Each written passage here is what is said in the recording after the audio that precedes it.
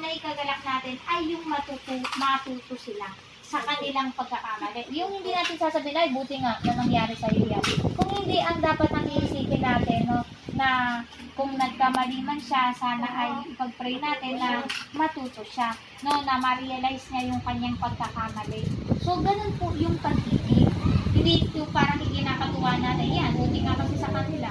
Kasi hindi maganda yung ginagawa nila. So, hindi na dapat pala ang i-desire natin sa kanila na malaman nila kung ano yung tama, no, para mamulat sila sa katotohanan. Sabi dito in verse 7, ang pag-ibig ay mapagbata. O when you say, ano yung ibig sabihin ng mapagbata? No, when you say mapagbata, mapagtiis. Yan po yung ibig po ng sabihin. Kumbaga talaga, you are willing, no, na, halimbawa sa marriage life, no, hindi na kasi kayo dalawa. May anak na kayo, isa na kayo, kasal kayo. So, no, may covenant na kayo, may pangako kayo sa Panginoon. So, dapat, no, na kung ano yung pinangako nyo sa harapan ng Diyos ay papanindigan nyo talaga. So, maging matiisin po talaga, no, hindi maliliit na mga petty quarrels, agad-agad na willing na natin na isuko yung ating marriage life. So, ang pag-ibig po, no, ito po ay matiisin. No, marami pong adjustment sa bawat isa. Iba't ibang karakter, no, magkakaiba po tayo ng attitude. Pero, yun po mga kapatid, no, dapat po matutunan natin na matuto po tayong magtiis, lalo na po sa gitna ng pagsubok o ng kahirapan. So, dapat, no, magkakasama tayo sa hirap at ginhawa. Magtiis kung medyo tight sa budget, magtiis, no. Ang mahalaga yung pinagkakasya nyo man sa maliit na budget, pero ang mas mahalaga yung relationship nyo tumatatag, no, na mahal. Sa ngayon, eto, magtiis muna tayo sa kakonte, pero bayaan mo mahal. Pag tayo, no, pagka nakaluwag-luwag, mabibili din natin yung mga gusto natin, no. Na kumbaga po, makikita natin na sa hirap at ginhawa, nagtutulungan po yung mag-asawa. Sabi po dito,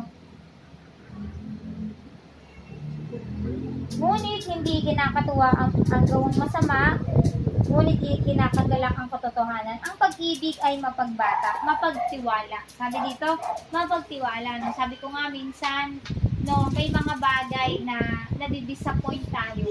Diba? Mga bagay na hindi nating inaakala na mangyayari or magagawa sa atin. Na kung minsan, sinusubok po yung ating trust sa isa't isa. Tama po ba? Yung ating pagtitiwala. Pero, ito po mga kapatid, no, sabi sa mundo, di ba, pag yung tiwala, no, nasira, ang mahirap na itong ibalik. Pero, mga kapatid, sa Panginoon pala, we must always trust.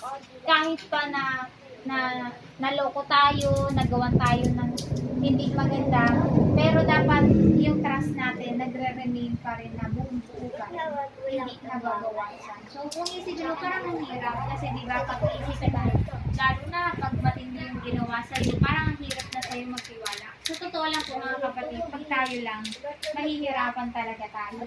Pero, pagkasama natin ng Lord, bibigyan tayo ng Panginoon ng puso na, ng bagong puso na nandoon pa rin yung pagtitiwala sa kabila ng heartache na nagawa po sa atin. Amen po. Sabi dito, ang pag-ibig ay puno ng pag-asa. Wow! Yung pag-ibig daw po, hindi nawawala ng pag-asa. Diba? Pag minsan, paulit-ulit na yung ginagawang kasalanan, no, pero hindi ka nawawala ng pag-asa. Lord, alam ko, magbabago to. Lord, alam ko, maaayos ko. Diba?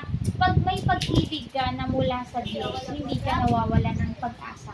Nandoon yung pagtitiwala mo sa Panginoon na, Lord, alam ko, balang araw, magbabago to.